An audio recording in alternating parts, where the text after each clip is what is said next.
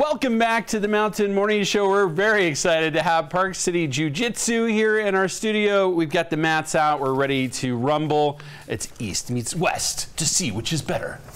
I'm very excited to have Mike Diaz here.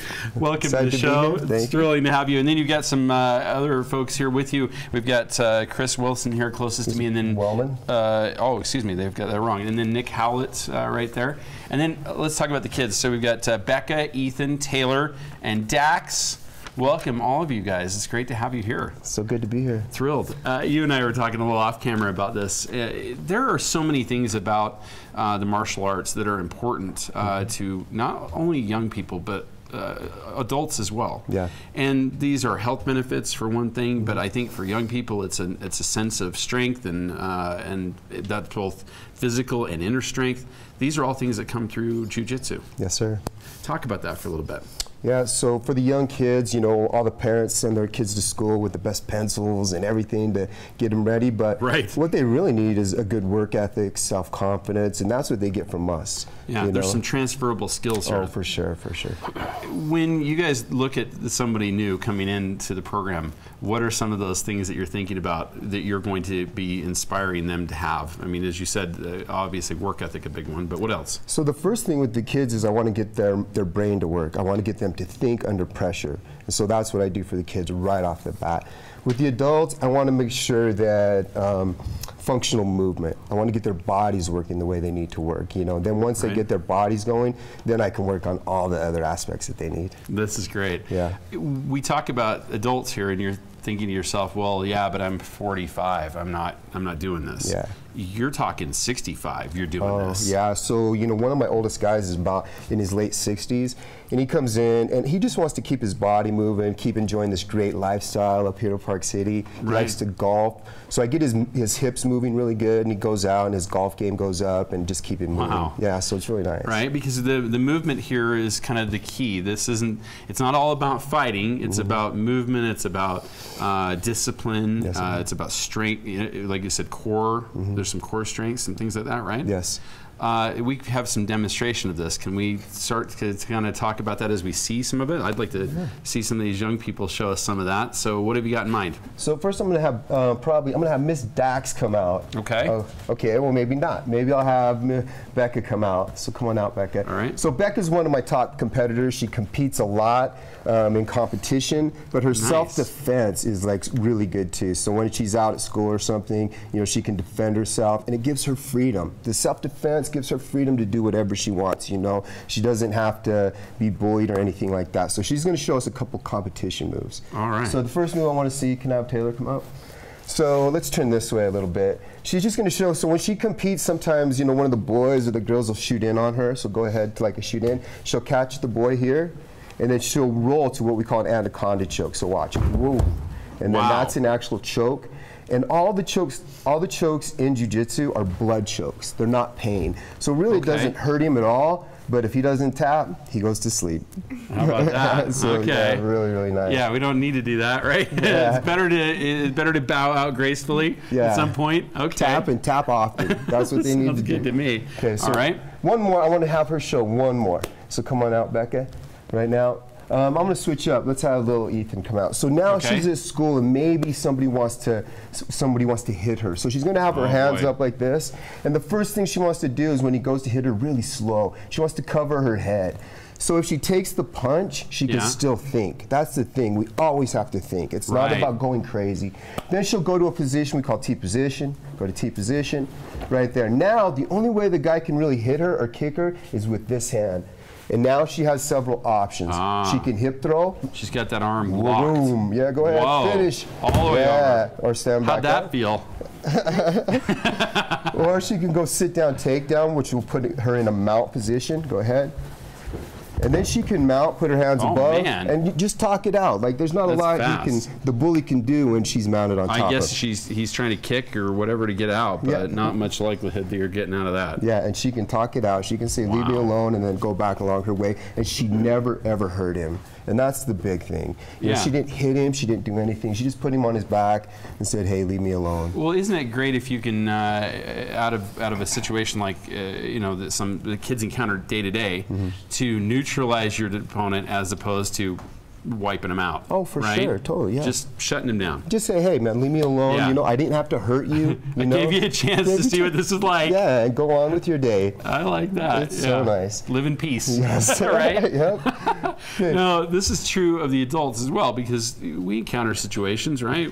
Yes, Things sir. happen you don't expect. Talk about the adult side of this for a minute. So on the adults, you know, you see me and a gi here. Yeah. We do a lot of no gi. So sometimes, you know, these guys may be out along their day. Can you guys come out real quick? And so the first thing, like let's say Nick's out, you know, with his family, and somebody comes up to him. So even the way we address somebody. So Nick's gonna stand with, no, just stand here. Like this is how, you know, he would talk to this guy. His hands are above his hips. Right. So if he needs to get him up quickly, he can get him up. Now the guy shows aggression, gets a little bit close to Nick. His hands come up. Just here. Like if defensive Nick, immediately. defensive, but not aggressive. So if he gets aggressive, this means fight. This guy, and now it's ego-based. This guy, oh man, he wants to fight. Now we're going to fight. But if Nick has his hands up and just talks like this, he can sometimes talk his way out of it. Which is a good plan. Oh, great. Better to walk away with nobody having to throw a punch. No, yes, exactly. Kick. You know, as the case may be. So maybe now, really slow, the guy goes to throw a punch, Nick will drop down and double leg takedown. Boom, right to the ground. Wow. Now gets to a cross-body position, and he can just hold the guy there if he wants. Just keep the guy on his back. Wow. Yeah.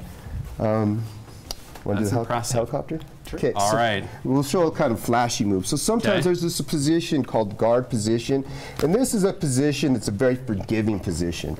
So Nick's on the bottom, and he has his control of the guy's hips. He's right here. But maybe the guy stands up in the guard.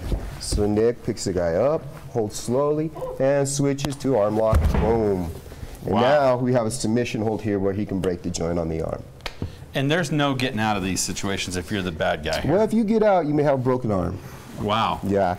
So in jiu-jitsu, we don't punch a lot, we don't kick a lot. What we're doing is looking for submission base. So we're looking to make the guy have to tap or choke. Right. You know, the odds are you hit somebody, you know, you probably break your hand. You're hurting yourself. You're hurting yourself. Yeah. And, you know, you may win the fight, but, you know, a day later you're going to the hospital. Yeah. And you have a broken hand, so I don't know if you really won. No, you know? Yeah. no. Winning here seems to be just shutting it down. Yes, sir. Is that what it's all about? Yes, sir. So, talk to me about some of the intrinsic things about jiu-jitsu that made you a practitioner in the first place. What is the things that drove you to jiu-jitsu in the first place? So, you know, I did martial arts my whole life, and then back in about 1997, one of the best guys in the world happened to be here in Utah.